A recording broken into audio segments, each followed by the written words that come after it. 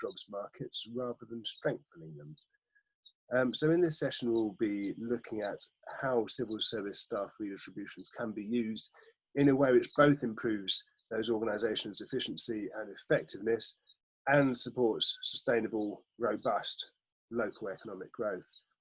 We will first hear comments from our panellists and then we'll go to questions. So if you would like to put a question to our panel, please just click on the Q&A button at the foot of your Zoom window and type it in.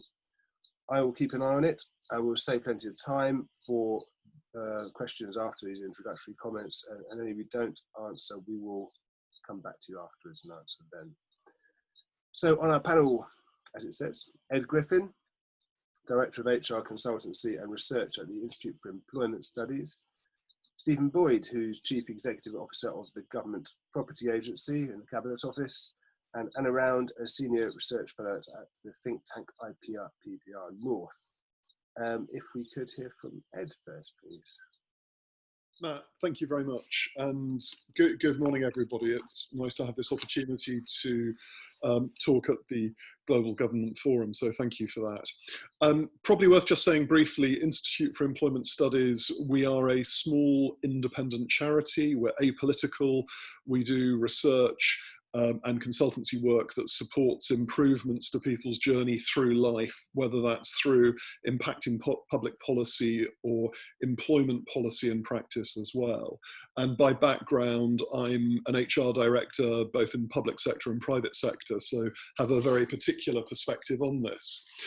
I think the levelling up commitment, as Matt described it in terms of the nature and scale that was described, is an interesting and challenging one. And if you think at this point of redistributing any workforce, given what people have been through during the past 3 months, that feels like a really particular kind of challenge for any organisation to manage, particularly when it will be as public as this is likely to be, because of course there is a need for some very strong messages around the benefits that will come to those regions and areas where the levelling up is targeted and focused.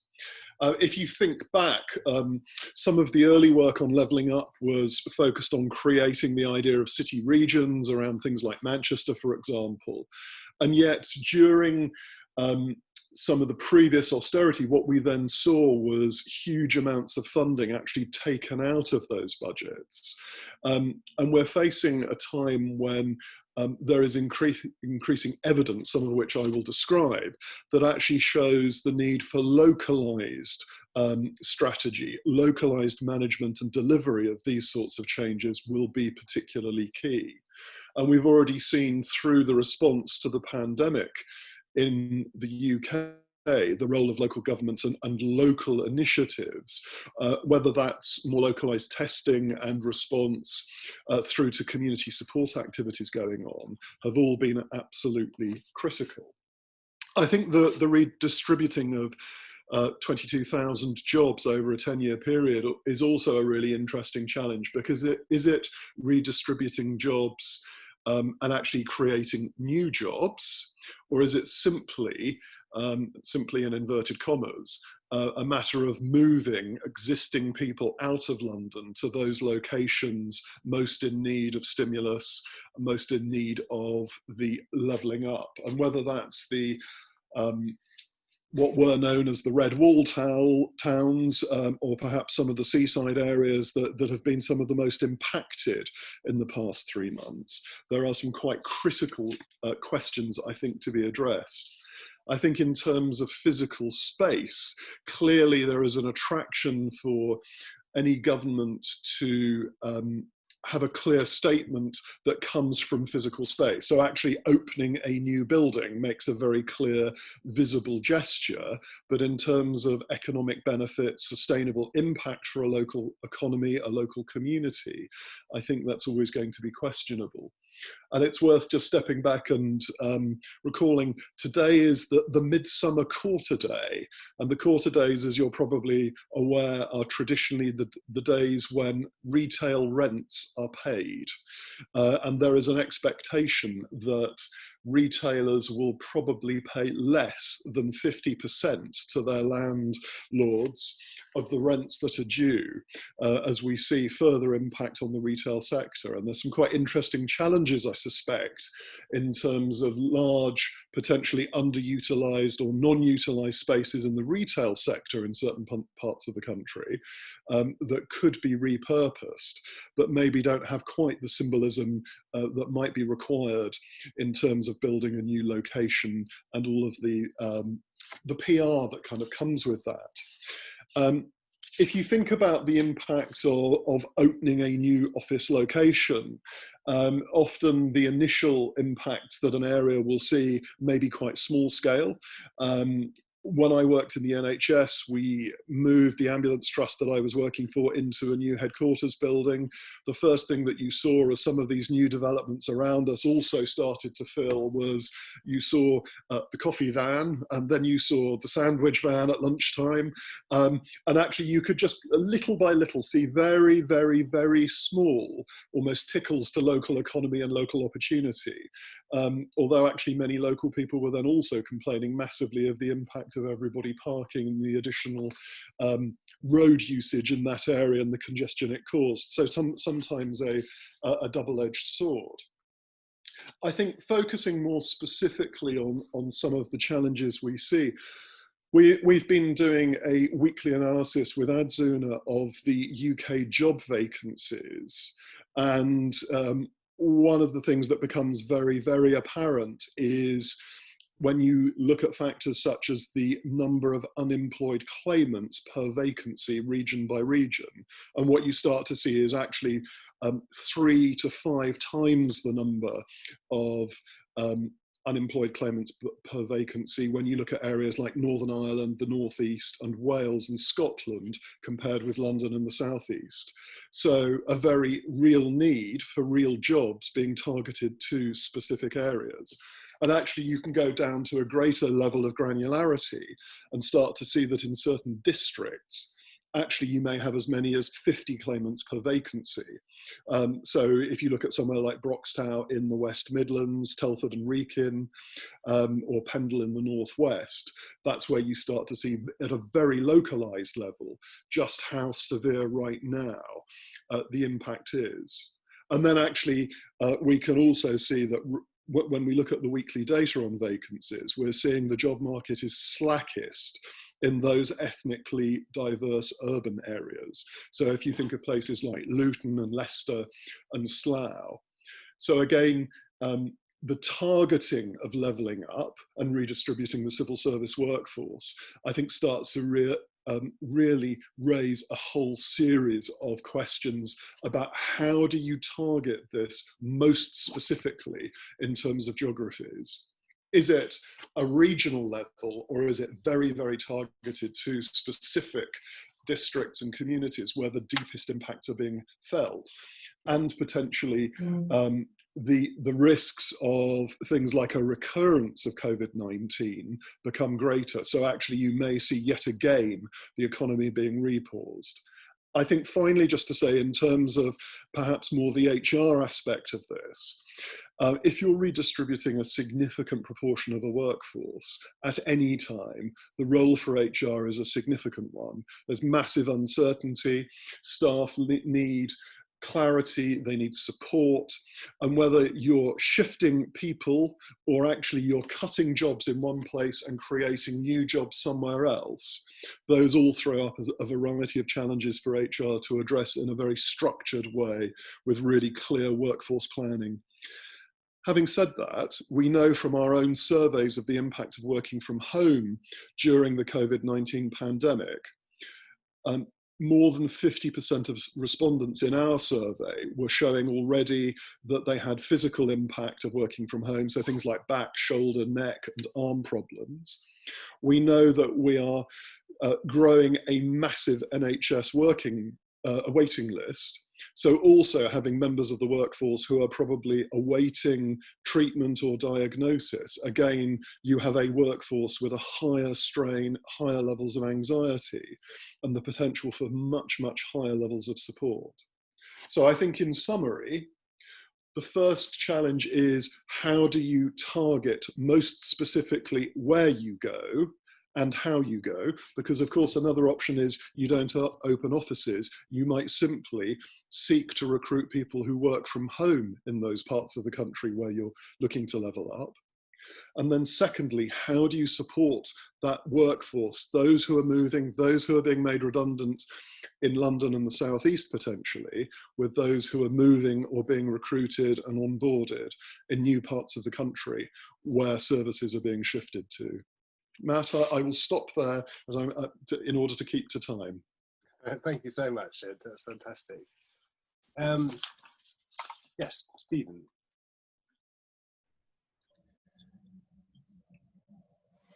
Hello, everybody. Stephen Boyd, Chief Executive of the Government Property Agency. Just before I kick off, I'd say that what I'm going to be talking about are the property aspects of the civil services element of levelling up. But we should be clear that the government's priorities are much broader than just what the civil service can do. It's an element of the whole package rather than the package itself. So just go on to the next slide, if we could, please.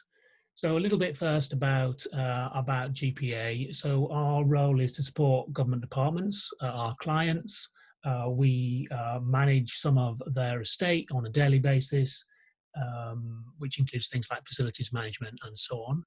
More broadly, we provide strategic portfolio advice and support to all government departments with their location plans and workforce plans. We're absolutely clear that our property programme is only supporting the people programme rather than the other way around. You might have heard of the Government Hubs programme, which is delivering significant new or refurbished buildings around the UK in all of the regions and nations of the UK. And currently we've got over 10 major projects in hand. Possibly more to follow as a part of the spending review when it comes. And we're seeking to do this working in close conjunction with local authorities. As Ed was saying, we don't want any new or refurbished building in a particular city or regions to feel like it's just arrived from another planet. We want to develop those solutions in conjunction with local authorities to link in with their existing development plans and potentially regeneration plans. Of course, the flip side of moving roles to the regions is to reduce the number of people in Whitehall, and there's a significant consolidation programme in hand there.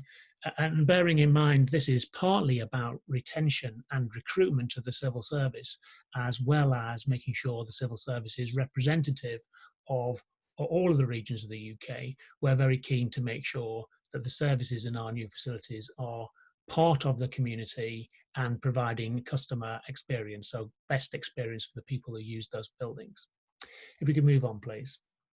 Just briefly on our strategic objectives, you can see that supporting growth across the UK, including levelling up and strengthening the union and building that connection of place, is very much a part of what we're doing. But in our minds, that's also closely linked to how we help transform the way that the civil service works, thinking about productivity of the workforce, talent attraction and retention. And also where we can, clearly, from a taxpayer perspective, making sure we do that at best value and thinking about the energy that we use. If we can move on, please. So a little bit about a revised workplace strategy. Why do we need one of those? Well, some headline government priorities for property might look something like this. I've summarised from something much bigger. So definitely about strengthening the union, and so very interested in what we can do in terms of levelling up in Scotland, Wales and Northern Ireland. And then as part of the wider levelling up plans to demonstrate a national footprint, a genuine national footprint for the civil service, not one that's very heavily focused on the southeast and London. And Ed's already mentioned the move of 22,000 people by 2030. As I've just indicated in with our strategy, this will be linked to trying to get the civil service to work more effectively as a whole, optimize cross-department working, and deliver genuine interoperability. We've seen a really step change in that during the current COVID emergency, and so we want to build on that for the future. We've seen that working from home for many people is possible, and indeed for some works quite well. For others, there are issues with that, particularly those who have caring responsibilities, but also I think we've seen home working at the moment for a relatively short time.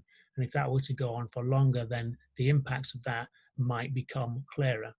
One thing is certain, however, that we don't need quite as much space in the future as we need now. We will need somewhat less. How much less is for debate, but we will probably need some. And the buildings that we will have in the future will need to be more focused on the things that are best done in the office, things like collaboration, creativity, and connection with other people.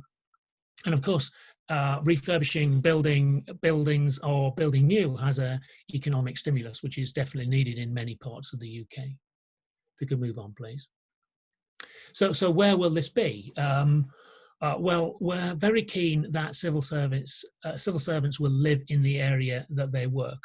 So they're part of the community, part of the wider public sector community, and not someone that's disconnected from that place. And so that's very important, whether they're working at home or whether they're in the office that day, then that's a very important part of what we're seeking to achieve. Many departments already have locations outside London. Of course, not all of them do, and we're looking to encourage departments to create at least one or maybe two other locations outside London. There's obvious property costs savings in doing that, but also it achieves very much the levelling up aims. Some things that we're thinking of are co-locating departments in clusters, groups of departments where they do similar work. For instance, the Foreign Office, DFID, who have recently announced a merger in September, and also the Department for International Trade. People in those departments clearly doing similar things, and if those departments are co-located in a region or in a city, then there's the opportunity to improve cross-department working and also to develop career paths for civil servants who might serve in a number of departments during their time with the service. And then on top of that, aligning those clusters with the relevant regional expertise in industry or in universities, seeking to work with local authorities to build on existing local relationships. A perhaps obvious example is rail and automotive in the West Midlands. Would that be, for instance, a good location for the Department of Transport to have a number of its people where they can work more closely, more readily with their expertise that already exists in academia or business in that area? And then, as I think I probably referred to earlier on, making sure that our new hub buildings are really great places to work that are digitally connected and places that people want to come to, easy to get to, close to transport links, so we can attract and retain talent. Can move on, please. So last slide here, just to say a little bit more about great places to work. So typically we're looking at quite large buildings, something like 12 to 25,000 square meters. Those would be something that would be noticeable in a particular location, might not always be new, it might be a refurbished facility, and in some larger facilities, in some larger cities or combined authority areas, you might see more than one of those facilities. This program for hubs has been running already for 5 years, and 4 hubs have already opened in the locations you see there. Belfast and Bristol being the 2 that have opened most recently. There are 13 others that are currently in construction. Most of those should open in 2021. Others have only recently started work and will take longer. But you'll see that there is we're getting up close to 20 over the next year or so. And then a range of additional hubs in development for completion by 2025. We have a number of those currently at various stages of initial work, including the Treasury Economic Hub in the north. All of that depends on government priorities in the spending review and what they will commit to as for the civil service relocation as part of the wider levelling up approach. So that's it for me in terms of introduction. I'll hand back to Matt and look forward to questions later. Thank you. Thanks very much indeed, Stephen. Finally, we'll go to Anna.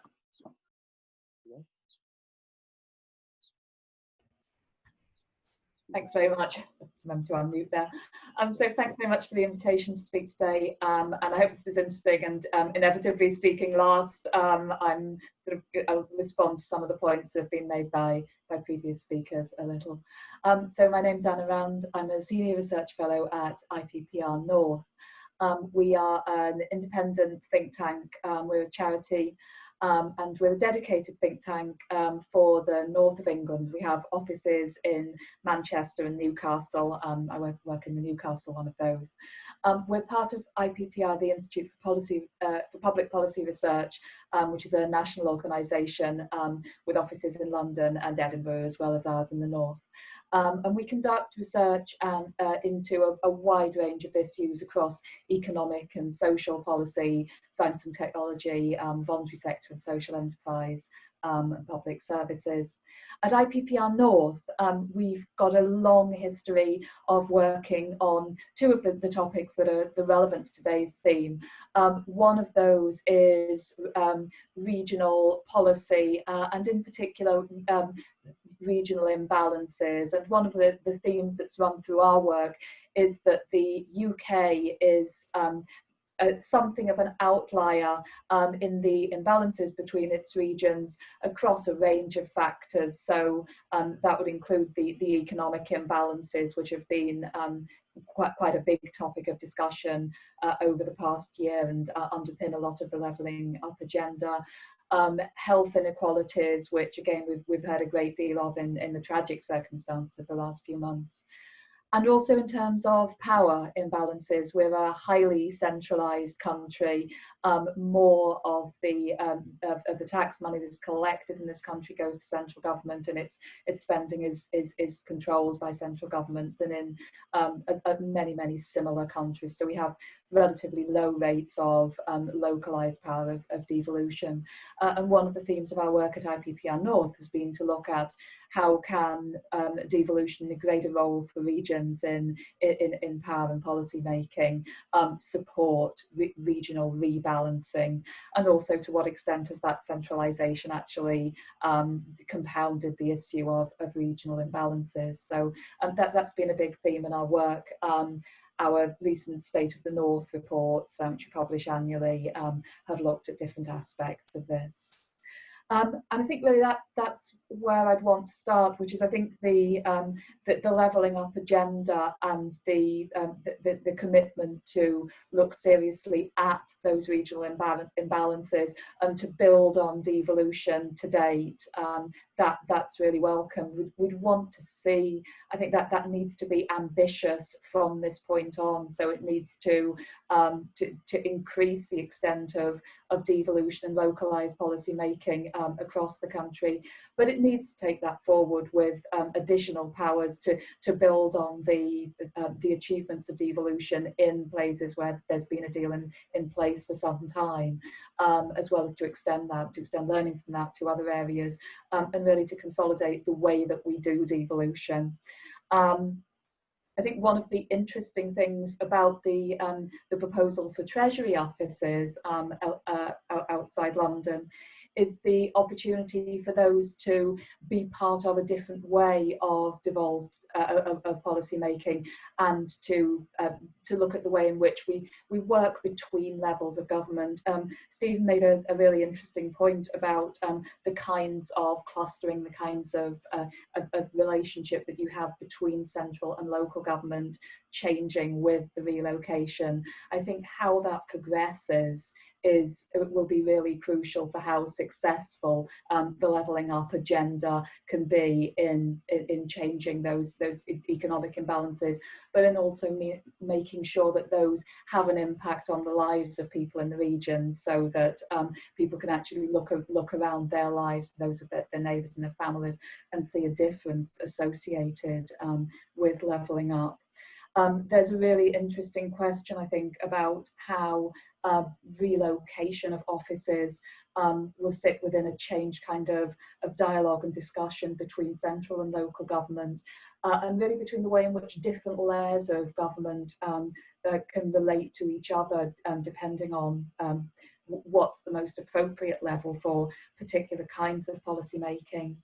I think the idea of relocating offices asks some interesting questions. One of the key issues in regional rebalancing will be the capacity and the power that's associated with local anchor institutions, so organisations such as universities, such as education institutions. We've also seen the importance of health and the NHS in the past few months.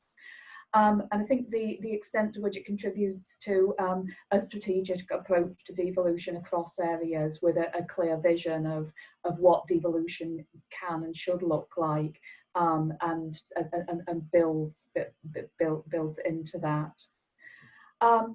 It's important, I think, when we have offices moved to new regions, and again, this comes back to some of the points that Ed had made, that there's a really strategic look at what is the role of different kinds of place, and the opportunity for holistic place-based policy. So I think one of the key questions for relocation of departments, of treasury offices, of different parts of the organisation is to see how that will work with local voices, with local institutions, but also with organisations within the business and civil society sectors to develop that holistic place-based policy. So I think there's an opportunity here that's really important for moving out of policy silos towards policy that's more based in the potential, the opportunities in places, as well as the things that different kinds of places need. And to take a specific example of that around skills, I think with the idea of skills development to support relocations, but also to make sure that relocations work within places and enhance rather than potentially unbalanced local labour markets. Again, that needs to be developed with those anchor institutions and with that understanding of how a labour market and a skills market works within particular places, and that may require some quite detailed local policy making, some quite careful assessments of what local relationships are and how people live and learn in a place. I think the final thing that I'd like to say is that we've changed the way that we relate to places and the way we live and work over the past few months. And a task that will add on to this relocation is really to look at how does the place where somebody sits as they work, and the place in which somebody lives, how does that feed into our understanding of places, our understanding of policy and power. We've had a really odd change in the way that we live and work over the past few months. We've become very heavily place focused to, in our houses, our streets, local areas where we can get to in a short journey, the capacities of those relationships of neighbours.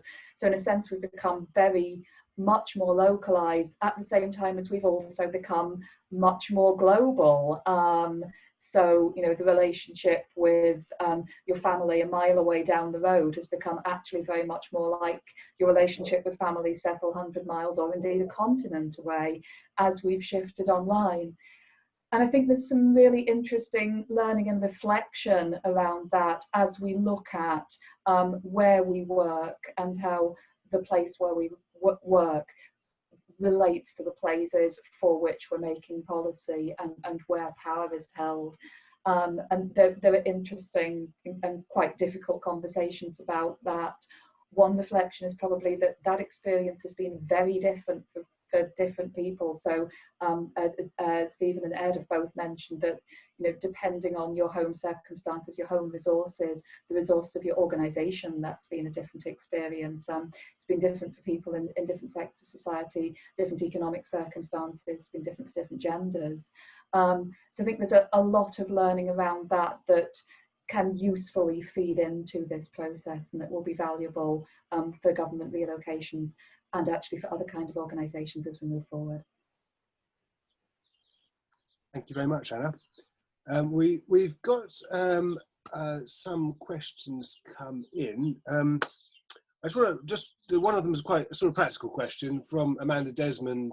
When will existing civil servants have a clear list of hub locations and clarity on which locations will be used by different departments and specialisms? I wonder if we get a sort of purely practical answer on that one from Stephen. The straightforward answer is all that will be wrapped up in the spending review, Amanda. So when the spending review is sorted out, then that will include, I would like to think, some real clarity on the clusters and some real clarity on where investment in regions and cities is planned, including hub locations. So right now there is work going on the clusters and refining those, and that will spill over into, okay, the specifics of hubs that are needed to support those clusters. And when the spending review is announced, then I'm sure that will be part of that. As to exactly when that is, other than later this year, I couldn't tell you unless you've got an inside line from the Chancellor. Thank you very much. Got a question from George Evans-Jones, who says, thank you all for a very interesting conversation. A real pleasure to hear you all speak. Thank you, George. A few have spoken about the government hubs programme, but considering the increase in those working from home during the pandemic, do you think the hub programme will have to be rethought to address any changes in working patterns? I mean, this is a wider question, actually, and I think just want to lead into another couple of quick thoughts. I mean, as Anna said, if we're moving to a future of more distributed teams, I think you've all touched on this. We currently have a metric that says, let's move 22,000 jobs out of London. That's kind of based on a model where you're all office-based. It might be better to say, for example, let's have 22,000 more staff living outside London in the southeast, and organisations can retain, you know, a smaller London HQ and have their staff based around the country contributing to local economies. So actually this is just, I mean, this comes back to a target, isn't it? So the government has set itself a metric. That metric may, in light of COVID, may not be the right one. I wonder if you had any thoughts on the kind of metric the government could set to realise its goals around this agenda. Ed. Thanks, Matt. I mean, I think the hubs model actually lends itself probably quite effectively to that, because almost by definition, a hub is at the centre of something, and people come into that. So maybe one of the things that you have is that actually you will have some jobs that are physically based there, but you might have others who are home based, but live within a 30-minute journey of that hub. So their day-to-day working location is at home, but actually the hub is somewhere that they will come into. But I think that connection in with other key local existing organisations, as Anna was saying, like universities and so on, you know, the hub could become a place where there is collaboration across sectors, across different bodies. So actually you might have targets that are more about the level of collaboration that happens, because actually the targeting of the job move could be quite simply done in the way I described. Stephen? Yes, so Ed hits it on the head. That's exactly what we're planning to do. So the hubs at the centre of the wheel, if you like, and some people, because of the types of role, may spend a higher proportion of their time physically working in the office. Other people may be largely working at home and come to the office perhaps every fortnight or every month because they're needed for some particular type of task, or even for just some kind of team building activity. So I think we'll see a balance, and that speaks back to the earlier point I was making about the importance of the civil servants working in those regions to be actually living there as well, and not all continuing to live in London. Allegedly they work in say Newcastle or Edinburgh. As to the specific question on targets, that's a very good point, and these things do work when there are some targets. So I suspect that there will be, and certainly I'm pushing for in the spending review, some targets that amplify that 22,000, what does that mean in terms of the types of role? So Graham, in his question, helpfully points to the degree, whether they're low-level civil service jobs. I think we are clear that low-level civil service jobs won't achieve the aim, and so there probably needs to be a target around the type of roles. And some people on the call might be aware that the most senior grades in the civil service are called senior civil servants, passes the Ronseal test. So there might well be a target around senior civil servants. With those, that's not intended to be a gradist approach. It's a recognition that with the more senior roles comes more decision-making ability. Those people tend to build their teams around them. Tends to be more sustainable than team leaders in place A and the people doing most of the work in place B. And then whilst it's difficult to do, we do, within the Government Property Agency, are thinking about how we measure, this is early days, but how we measure the porosity of our buildings. You know, the degree to which the wall of the building is not a solid thing, the degree to which the people working in that hub also go out into the community and engage with a local authority or academia or business, and the degree to which others who work in that region can also come into the hub. So we've talked to a number of public sector organisations and local authorities about sharing some of the joint facilities, conferencing facilities and so on, perhaps having small teams based in those buildings. So it doesn't feel like it's a sort of citadel of the civil service. It's more of an integral part of the community. That's a difficult thing to do and measure, but it's certainly something that we're thinking about. Thank you. Anna, any comment on this? I mean, what kind of a metric or a target would drive the right kind of behaviour here? I think that last point about metrics for relationships, links, networks, engagement, that's absolutely where this is an innovative policy within the UK context. And actually looking for those innovative metrics just makes a huge amount of sense. And that sort of partnership building is characteristic of the successes of devolved policy making to date, that it tends to come from exactly that sort of behaviours. So it sounds like that's exactly where a metric would sit really well. I think there's potentially extensions of that into looking at what's the background to successful policies, where have they come from? And in terms of your workforce, I think there's also really interesting questions about absolutely that distribution across grades is really important. Also, what happens to the profile of your workforce in those hubs? So what happens to work progression? Do people who come in at relatively junior grades, particular kinds of role, do they progress? Do they learn? Are there particular career trajectories that are distinctive within hubs and that would support a sort of longer term ambition for a hub after it's been set up? So that's also interesting. Thank you. Stephen helpfully referred to, you answered Graham's question. Graham asked a question in the last session too. I'm sorry we didn't get around to it then at that point, Graham, but let's return to it properly now. We've all seen desolate, half-empty business parks where the only tenants are public sector bodies such as health authorities, fire service HQs, etc., and little sign of entrepreneurial and wealth-creating activity. How will the redistribution of relatively low-level civil service jobs stimulate economic vitality in deprived areas? You notice the hubs are in cities like Manchester that are already reviving rather than deindustrialising towns. I mean, there's a conundrum here, isn't there? You're an organisation with highly skilled professional jobs. You are going to struggle to recruit if you put yourself in a deindustrialised town well away from a dense conurbation like Manchester, which has got a much greater range of skills and employees available. Is there any way around this conundrum, Ed?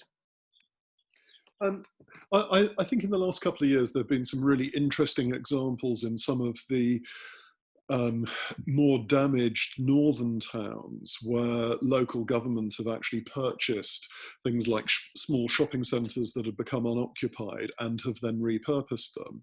And I think if part of the government strategy is that the civil service hub then connects to other mini hubs, actually the potential for collaboration and broader regeneration is probably much, much greater. So again, I think, you know, as Anna was saying, this is innovative policy.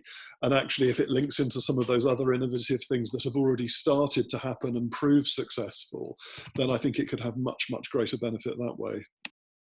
Thank you. I mean, Stephen, you put your hubs not very sensibly in areas where you've got a decent employment market and lots of skills. Are there ways that that you can link that to offices that try to bring some of these jobs and opportunities into areas where it's harder to recruit? So it is something we're thinking about, and I agree, it's a very difficult thing. So on the one hand, as you pointed out, we want to be in places where there is a good source of highly skilled people, particularly and increasingly with digital skills. Being close to good universities is a good step for that. Many graduates are quite keen to stay in the town where they've studied, and we're keen to get them on our payroll when they're young and keen and can do great things for the public service. But we also realise that that's not the whole of the story, and we do need to think about that circle that the hub sits at the heart of.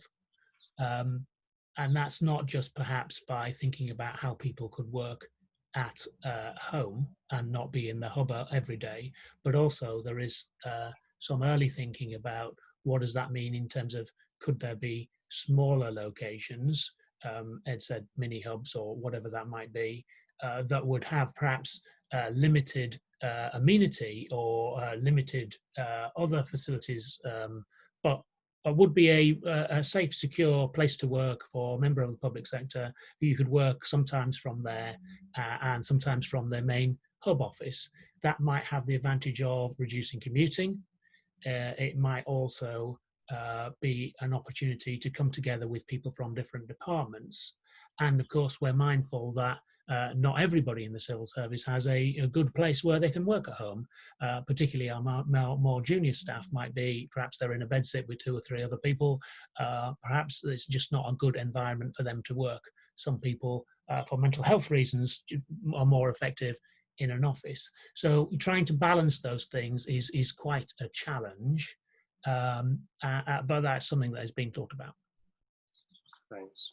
And Anna, any thoughts about how civil service employers can both get highly specialised staff, but also, support areas which are short of them? I think it's really important to integrate this policy with other things that are in ongoing development. So, for example, some of the policies around towns are a really important part of that, where there are things going on with revitalising and developing towns and rethinking how they work. So, that integration with that kind of policy, but also, and particularly with things like transport. So, where you've got changes in transport infrastructure, more devolved approaches to transport, with things like learning opportunities, again, particularly around looking at perhaps those more junior staff and people who can benefit from opportunities for work progression, and around emerging digital policy and the sort of new thinking around digital that is probably an inevitable part of the outcome of COVID. So I think, again, that sort of really close integration with policy that's going on in local areas and making sure that it's integrated with that localism, that placemaking. Thanks. I also got a question come in from Kevin Howarth, I'm not sure, sorry. How do we make sure those who've built their careers in the civil service and may live in London are not left behind in career progression, I guess, as we see this shift of jobs outside of London, and the civil service retains its skill set and expertise? He's based in Newcastle. work from London a couple of nights a week, the rest of the time home in Newcastle office.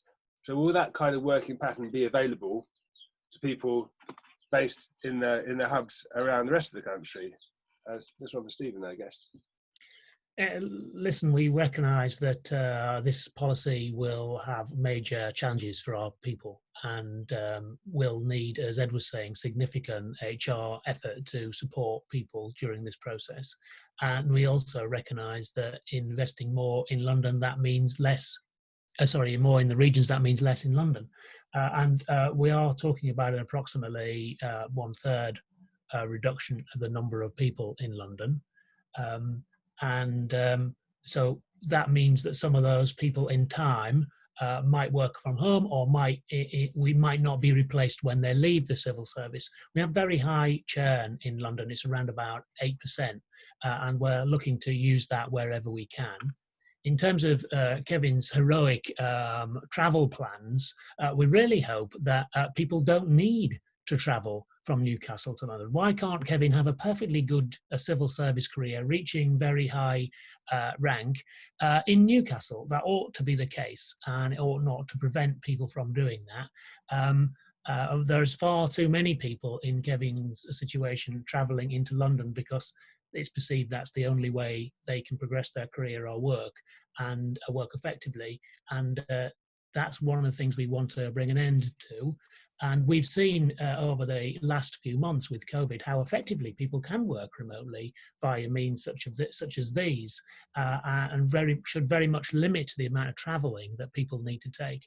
So whilst it will be possible to have that kind of arrangement in the future, I'd like to think that it'd be much, much less frequent than it is at the moment, where at the moment it's really quite prevalent. Thank you.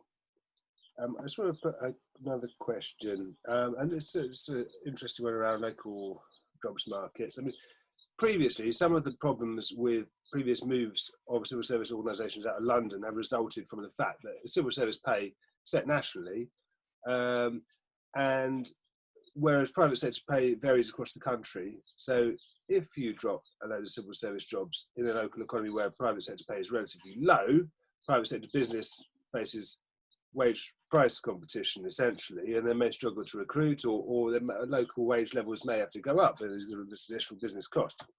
So this is obviously, as its pros and cons, it brings more money into local economies, but it may challenge the private sector. I mean, what changes could we see that might maximise the pros here and minimise the cons? Ed? I think it speaks of several of the things that both Stephen and Anna have said, of the need for really close working with other local organisations, local employers, both private and public sector, and the role of local government in planning and supporting local economic development. And you know, I think you can envisage, as Stephen described, the potential of focusing perhaps Department of Transport jobs in an area of the country where there is a long history of industry and work related to transport is complementary. So again, I think if it's planned in a more sort of systemic way, I think you can overcome some of those issues. However, having said that, I suspect that if you do large-scale moves in one go, the impact you probably have for a period of years is more substantial, but over time you probably then get a levelling out. But I think it's one of the things that you would have to monitor. So again, going back to the earlier question on metrics, is actually what impact does the creation of new jobs in an area do in terms of the broader job market on pay, etc., and other opportunities. Thanks, Ed. Stephen, any thoughts on this one? So I really like Ed's word complementary. That's the plan, and we are mindful of the potential to crowd out private sector work in some places. And we do intend for moves to be gradual.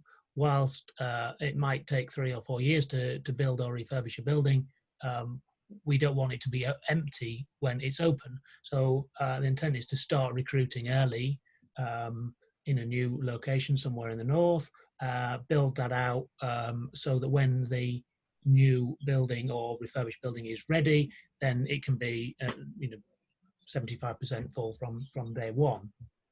As terms of pay, you're right, there is a national civil service pay scheme, but that's not entirely representative of the real picture, because there are also London weighting paid to people who work in London, and in some cases also the need to pay additional recruitment and retention allowances in order to be able to secure people at the very high levels of pay in London. So a new person to do that job elsewhere will certainly not need the London weighting and might not need the retention allowance. So it wouldn't be they're getting exactly the same pay in London as they would be somewhere else. But we are mindful of the numbers. That's another thing that speaks to the larger cities.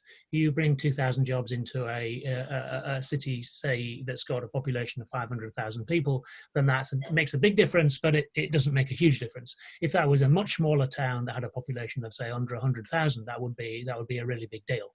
And so planning that carefully is something that we're thinking about. Thanks. Hannah?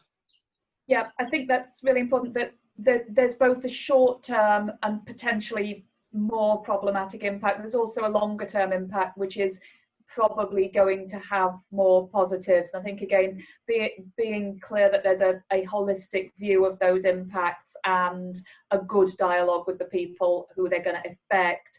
But also there's an integration across policies. So, how does that relate with other things that drive particular kinds of job creation, job relocation? So things like research and development, things like transport development, things like housing. But one of the things that we know about the regions is that people look for opportunities, particularly around that sort of late 20s, early 30s period of looking to consolidate sort of personal circumstances and career development, that people look to locate to places where they can build a career rather than simply get a job. And again, the way in which fairly big relocations like this sit within a wider labour market and a wider economy is important. So I think there's a sort of balance between those short and long term issues, both for individuals being part of relocation and for those local economies. Great, thank you. We have 7 minutes. I think we can do 2 questions for sort of about a minute answering each one. One obvious one is, you've all commented, for example, on local skills provision.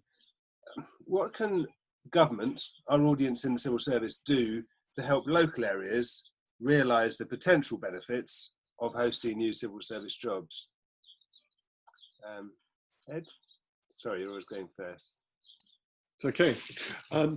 So I think, the way that Stephen described the establishment of the hubs, that you might be looking at a 3-year sort of development time and looking for sort of three quarters of staff at the outset when the building opens. So clearly there's a potential for initial local stimulus of the economy through the development work. And I think one of the things that is obviously really important is that procurement is focused more clearly on that local economy rather than perhaps big national infrastructure, construction and provider organisations, which may be slightly counter to some of the recent history of large infrastructure projects, perhaps not surprisingly. But I think that's one of the things that will immediately create confidence and belief that this is genuinely about localised positive benefit and impact. And then I think that people see how recruitment is managed, for example, how the linkages are made with local training providers, if there are opportunities for perhaps some of the more early career stage jobs through things like apprenticeships and so on, that actually knit the local economy, education and so on much more closely together. I think that much more quickly creates a belief, a sense of the credibility in what is being done to genuinely generate local benefit. Thank you. Stephen? I absolutely agree with that, and I agree with the things that are said there. So very important that we make sure that this is not doing to a location, it is complementing the location. So yes, there should be some spin-off in the initial construction phase. We'll be requiring our contractors to demonstrate that they're working with local training providers and creating apprentice work. And then when we come to the servicing of those buildings later on, we'll be looking at how SMEs, local SMEs, can be part of that, perhaps working under the headline of a larger coordinating contractor. And very much mindful of the work that will be needed to be done by civil servants, trying to establish relationships with local further education colleges and local universities so that they can help us build a talent pipeline for the people we need. So for instance, in thinking about the relocation of the Department of Health, we might want to find universities and colleges that are specifically set out to train nurses, biochemists, and the sort of people we will need in that department. And that comes back to my earlier point about trying to locate clusters in the right places. Sometimes those right places might not exist, and we might have to try and work with local actors to try and build that pipeline through schools and colleges. But that's definitely something we're thinking about. Thank you. Anna.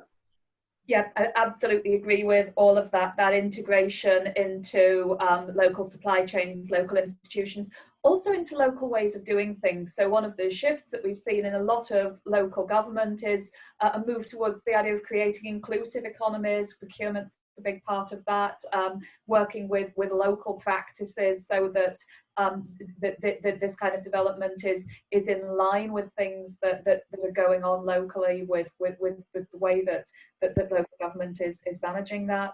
It's really important. Again, that engagement with local policymakers and stakeholders so that there's a really clear sense in the local area of what this is for, what will be different, apart from a building being there, people being there. How will this actually change the local area?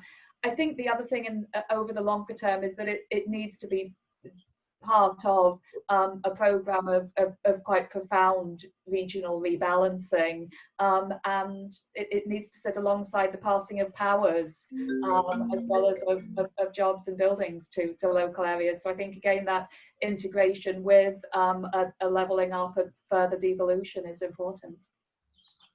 Thank you very much. Yeah, we've got just 2 minutes. So one of these is going to be for Stephen to answer this question from Nasser Siabi. Many civil servants have disabilities and have special needs around their working environment, access to accessible IT platforms such as subtitling and webinars. How will this remote working be done for those cohorts? Hi, Nasser. Thank you very much for your question. This is something we take extremely seriously. The civil service wants to be the most inclusive employer in the UK.